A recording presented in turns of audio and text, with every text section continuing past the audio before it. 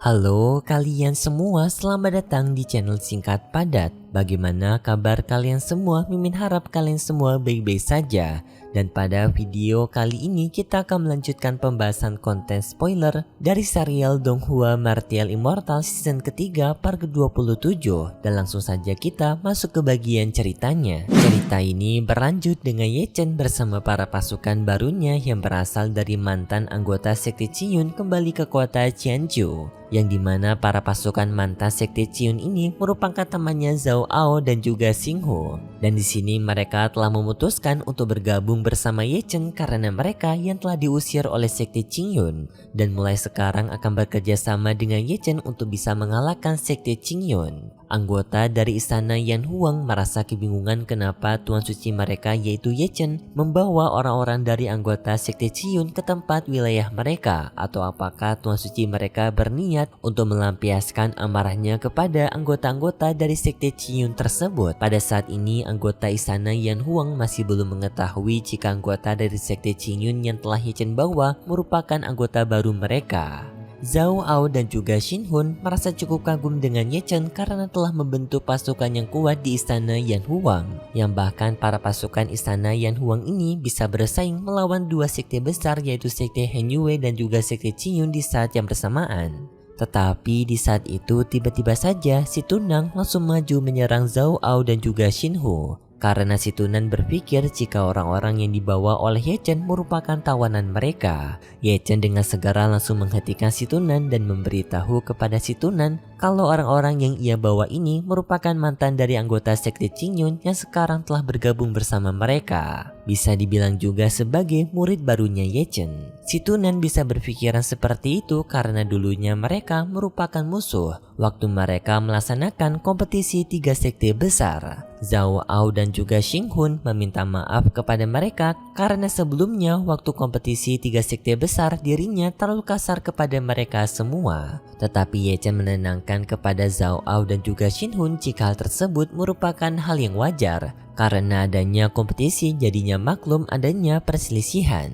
Dan juga Ye Chen mengatakan kalau mereka semua sekarang merupakan saudara, maka sekarang mereka semua harus bersikap baik kepada satu sama lain.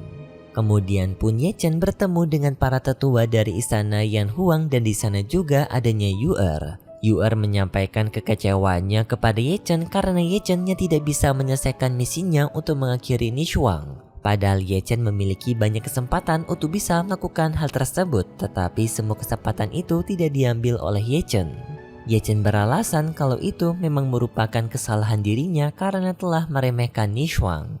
Namun Yu'er sudah mengetahui jika Ye Chen hanya mencoba untuk mencari alasan saja, karena Yu'er sudah tahu jika Ye Chen tidak akan sanggup untuk menghabisi Nishuang. Chen Xie juga memiliki pendapat yang sama dengan Yu'er. Apalagi Chen Sui telah mengetahui tentang hubungan Ye Chen dan juga Nishuang. Mendengar perkataan dari dua wanita ini membuat Ye Chen merasa tidak nyaman, karena ia merasa dirinya sedang diinterogasi oleh dua orang wanita ini. Lalu para tetua istana Yan Huang mengajak Ye Chen untuk membicarakan masalah yang lebih serius, yang dimana para tetua istana Yan Huang telah mendeteksi adanya dua kekuatan misterius jahat yang sekarang telah bangkit. Seperti organisasi Chu Utara, mereka telah mendapatkan kabar mengenai kemunculan organisasi penjahat baru yang disebut sebagai organisasi hantu. Sedangkan untuk Chu Selatan, mereka juga telah mendengar kabar kemunculan kekuatan jahat baru yang berasal dari Kaisar Darah. Ye Chen memberitahu kepada para tetua istana Yan Huang kalau dirinya sebelumnya telah mendapatkan serangan juga dari Kaisar Darah waktu sebelumnya Ye Chen mencoba untuk menyelamatkan Han Yue. Yang waktu itu Ye Chen menghadapi tiga ranah dari alam kuasi heaven dari Kaisar Darah, yang untungnya Ye Chen bisa mengalahkan mereka semua dengan mudah. Ye Chen pun menyarankan kepada para tetua istana Yan Huang untuk meningkatkan kekuatan dari istana Yan Huang mereka untuk menghadapi kejahatan dari kekuatan-kekuatan besar yang baru saja muncul, seperti Kaisar Darah dan juga Kaisar Hantu.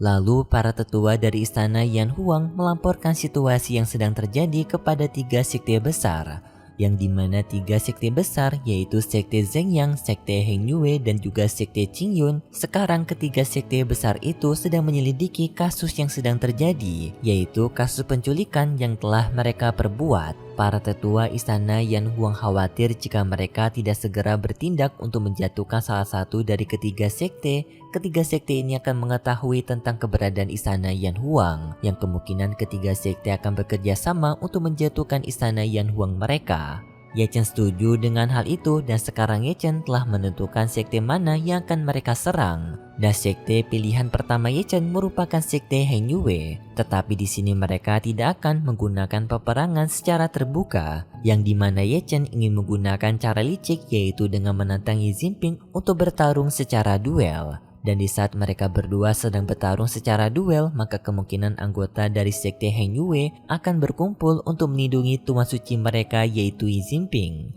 Dan di saat anggota dari sekte Hengyue sedang berkumpul, maka pada sekte Hengyue akan mengurangi pengamanan mereka. Dan itu merupakan kesempatan yang tepat bagi mereka untuk menghabisi sekte Hengyue. Tetapi para tetua dari istana Yan Huang masih khawatir dengan rencananya Ye Chen, yang dimana bisa saja sekte Zhengyang dan juga sekte Qingyun akan melakukan penyerangan kepada Ye Chen waktu duel sedang berlangsung.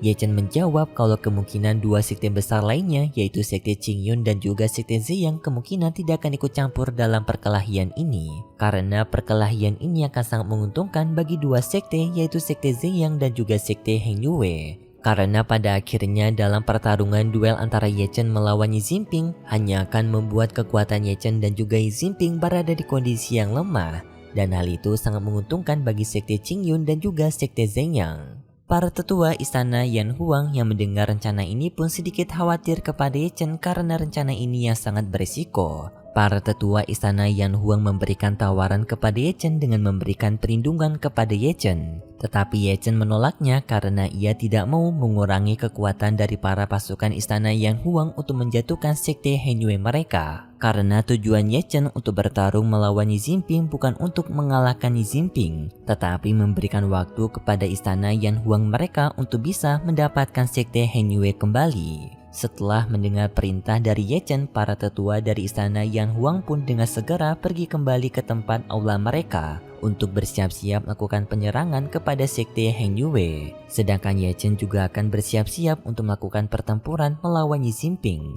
yang dimana Ye Chen akan mengundang Xi Jinping untuk melakukan pertarungan duel. Ketua Ding Tian sangat yakin jika Ye Chen bisa memenangkan pertempurannya melawan Xi Jinping, dan mereka bisa merebut kembali sekte Hengyue mereka. Karena Ketua Ding Tian sadar jika sekte Hengyue sekarang sudah sangat muak atas kepemimpinannya Xi Jinping, karena selalu membuat sekte Hengyue mereka dalam masalah terus-menerus. Dan jika anggota sekte Hengyue mengetahui jika Ye Chen masih hidup, maka kemungkinan sekte Hengyue akan setuju saja jika Ye Chen menjadi penggantinya Xi Jinping. Setelah berbicara dengan Ketua Ding Tian, Ye Chen pun pergi berkumpul bersama teman-temannya, yang sekarang teman-temannya Ye Chen sedang berkumpul dan juga bersantai.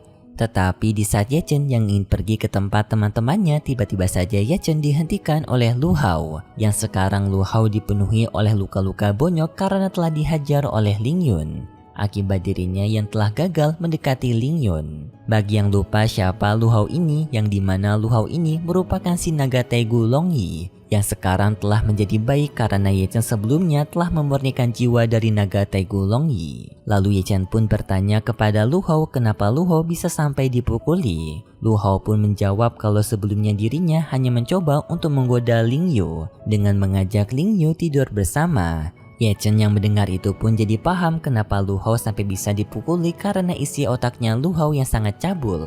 Setelah bertemu dengan Lu Hao, Ye Chen pun berniat untuk menemui sang istri setelah sekian lama tidak bertemu. Tetapi di saat Ye Chen yang bertemu dengan Ling Er, ternyata Ling Er sekarang sedang mengalami kesakitan, yang dimana ternyata sekarang kekuatan jiwanya Ling Er telah berada di level maksimal, yang sekarang kekuatan tubuhnya Ling Er tidak mampu menampung kekuatan jiwanya Ling Er. Naga Taigu menyarankan kepada Ye Chen untuk segera menyembuhkan Ling Er dengan menggunakan kekuatan dari naga Danzu, karena kekuatan dari naga Danzu dapat meningkatkan kekuatan tubuh seseorang. Dan untuk bisa menyesuaikan kekuatan jiwa dan juga kekuatan tubuhnya Ling Er sekarang, maka mereka sekarang harus bisa membuat Ling Er menerobos ke ranah dari Kuasi Heavenly ataupun ranah dari surgawi Kuashi. Ye Chen yang mendengar itu pun dengan segera memberikan kekuatan naga dan Zunya kepada Ling Er dan segera mencoba untuk meningkatkan kekuatan ranahnya Ling Er sampai bisa menerobos ke ranah dari surgawi Kuashi. Dalam penerobosan ranah ini akan sedikit mengalami kesakitan.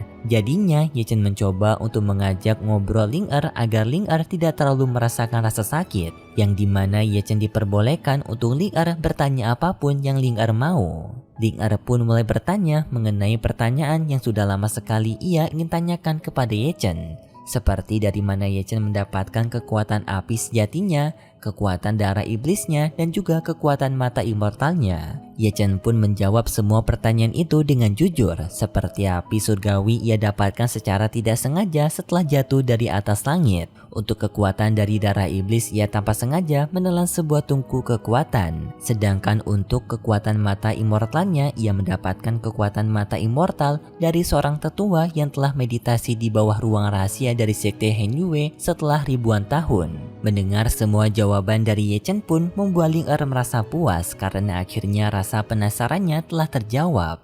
Singkat cerita, proses Ye Chen untuk bisa meningkatkan ranahnya Ling Er sekarang akhirnya telah selesai. Yang sekarang akhirnya Ling Er telah berada di setengah jalan dari ranah Heavenly Kuashi. Hal ini membuat Ye Chen merasa sangat kelelahan dan Ye Chen pun tertidur di pangkuannya Ling Er. Dan lalu Ye Chen juga berbicara kepada Ling Er, yang dimana karena sekarang Ye Chen telah menolong Ling Er, Ye Chen ingin meminta sesuatu hadiah dari Ling Er. Ling Er pun bertanya kepada Ye Chen hadiah apa yang Ye Chen inginkan darinya. Ye Chen menjawab dengan jujur kalau dirinya ingin mempunyai seorang anak bersama Ling Er.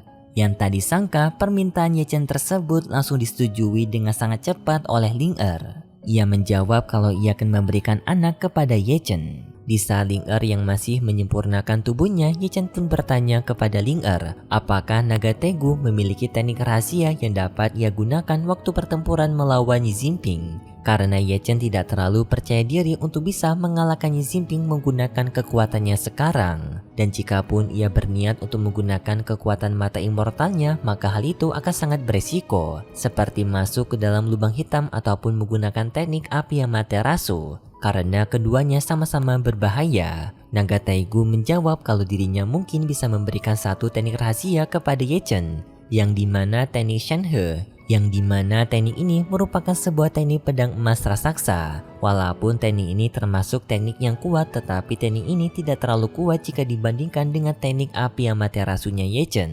Ye Chen bisa mengerti hal tersebut karena dalam penggunaan dari api Amaterasunya Ye Chen saja, Ye Chen harus mengorbankan umurnya terlebih dahulu untuk bisa menggunakan api Amaterasu. Makanya teknik api Amaterasu milik Ye Chen merupakan teknik yang paling kuat untuk sekarang Ye Chen miliki. Lalu Ye Chen pun jadi penasaran sebenarnya berapa banyak teknik rahasia yang dimiliki oleh mata immortalnya, seperti teknik terlarang dari api Amaterasunya Ye Chen. Naga Tegu menjawab kalau mata immortalnya Ye Chen memiliki 9 teknik rahasia. Pertama, ada jenis dari teknik mata Xianlu Tianhua yang merupakan sebuah teknik pertahanan tubuh yang dapat meningkatkan pertahanan mutlak dari kekuatan tubuh. Kedua, adanya teknik Xianlu Tianjin yang merupakan teknik peningkatan kekuatan tempur sebanyak 10 kali lipat dalam waktu singkat. Ketiga, adanya teknik Xianlu Tiansheng yang merupakan teknik bangkit dari kematian. Artinya Ye Chen jika mengalami kematian maka Ye Chen bisa hidup kembali. Dan lalu adanya teknik Xianlu Tianyi yang dapat menukarkan posisi musuh dan juga tubuh aslinya Ye Chen. Artinya Ye Chen bisa mengembalikan posisi kedudukan dengan menggunakan teknik dari perpindahan posisi. Naga Taigu memberitahu walaupun memiliki 9 teknik rahasia, tetapi kebanyakan penerus dari mata immortal tidak menguasai ke-9 teknik itu. Dalam sejarah pewaris dari kekuatan mata immortal, hanya seseorang yang bernama Kaisar Xianwu saja yang bisa menguasai 7 teknik rahasia dari mata immortal tersebut. Tetapi sebenarnya kekuatan mata immortalnya Ye Chen bukanlah kekuatan utama yang dimiliki oleh Ye Chen. Ye Chen masih memiliki kekuatan dari tubuh Kaisar kuno, yang dimana kekuatan tubuh Kaisar kuno merupakan kekuatan yang sangat mengagumkan juga, bahkan bisa menyamai kekuatan mata immortalnya Ye Chen. Dan faktanya api Amaterasu yang merupakan api paling ganas di dunia ini ternyata tidak bisa membakar tubuh kaisar kuno milik Ye Chen. Walaupun semua teknik rahasia dari mata immortal merupakan teknik yang kuat, tetapi Ye Chen tidak bisa menggunakannya secara seenaknya. Karena kebanyakan kekuatan dari mata immortal memakan umurnya Ye Chen jika Ye Chen mencoba untuk menggunakannya. Kemudian pun Ye Chen mempersiapkan beberapa hadiah lagi untuk istrinya Ling Er, yang dimana hadiah tersebut merupakan sebuah senjata pedang yang Ye Chen buat secara istimewa menggunakan tungku daluo dan juga bahan-bahan yang berkualitas. Sampai pada akhirnya senjata itu telah jadi Ye Chen buat dengan adanya di sini dua pedang bercahaya dan juga pedang mengeluarkan aura berwarna ungu. Satunya pedang aura ungu diberikan kepada Ling Er, sedangkan pedang cahaya akan diberikan kepada gurunya Ye Chen yaitu Guru Xuan. Serta Ye Chen memberikan teknik penyerangan jiwa kepada Ling Er untuk membantu Ling Er melindungi dirinya sendiri. Tetapi Ling Er yang menerima hadiah dari Ye Chen sadar jika hadiah-hadiah ini tidaklah wajar diberikan oleh Ye Chen. Jadinya Ling Er di sini berpikir apakah Ye Chen berniat untuk pergi kembali. Ye Chen pun menjawab jujur kalau dirinya memang berniat untuk pergi karena Ye Chen berniat untuk mengambil alih sekte Heng Yue dan juga mengalahkan Yi Jinping. Ling Er yang mendengar itu awalnya tidak setuju karena rencana ini sangatlah berbahaya. Tetapi Ye Chen menenangkan kepada Ling Er kalau dirinya akan baik-baik saja. Dan juga Ye Chen sangat percaya dengan kemampuannya bisa menyaingi Yi Jinping. Ling Er yang merasa khawatir kepada Ye Chen langsung maju memberikan ciuman kepada Ye Chen. Dan setelah itu pun mereka berdua membuat anak sesuai janji dari Ling Er sebelumnya yang akan memberikan anak kepada Ye Chen. Singkat cerita, pada keesokan harinya Ye Chen pun memulai rencananya untuk bisa mengalahkan Yi Jinping dan juga mengambil alih kembali sekte Heng Yue. Tetapi sepertinya untuk pembahasan konten spoiler dari serial Donghua Martial Immortal season ketiga part ke-27 sampai di sini dulu. Kalau gitu pun terima kasih buat kalian semua yang sudah menonton video ini sampai akhir. Jika kalian suka dengan video kali ini bisa beri like serta subscribe dan sampai jumpa di video selanjutnya. See ya! 他